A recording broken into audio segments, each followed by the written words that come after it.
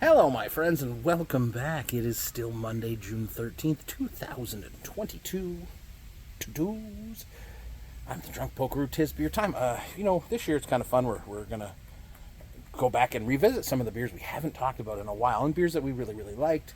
It's been a couple of years since I talked about this beer. It's so long that it's got a complete rebrand.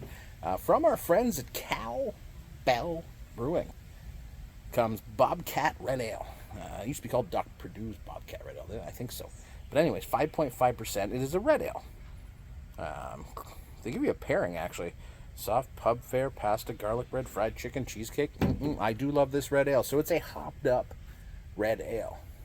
It's an ode to West Coast pale ales, but in a red ale. So I long been a fan of it. I just haven't had it for a while, and I saw it the other day, and I'm like, oh, let's talk about this beer. Give me an excuse to bust out my tall cowbell glass. Not a traditional red ale. And they tell you that right on the back, inspired by West Coast pale ales and IPAs. So because they want you to know, and I appreciate that.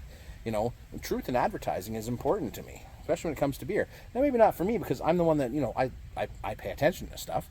But for the everyday consumer, this is a good thing. Cheers, my friends. Let's go.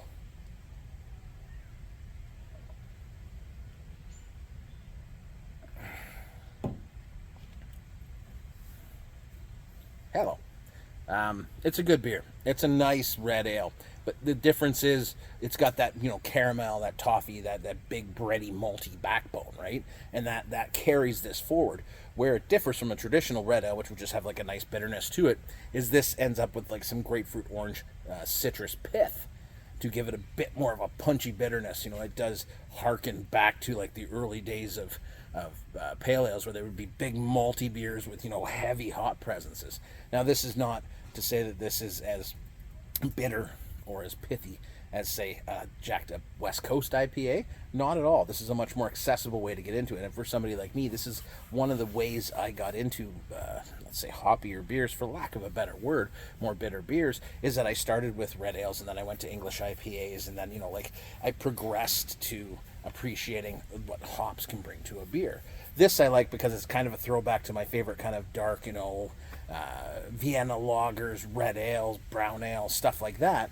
But then it's got enough, citrus pith and bitterness that it piques your interest and goes, oh yeah, I forgot how good of a beer this is. So if you see this out, pick some up and give it a try, because it's probably been a while, because we're always chasing the shiny new thing. Me too. I love new beers, but getting to check them out again and sort of see how we react to them now is also fun. There you go, right? Plus, you know what you're getting. You know it's a good beer. You got a good beer coming, all right? All right, my friends, I'm going to go finish dinner. I'll talk to you guys later. Have a great night. Poke loves you. See you tomorrow. Cheers.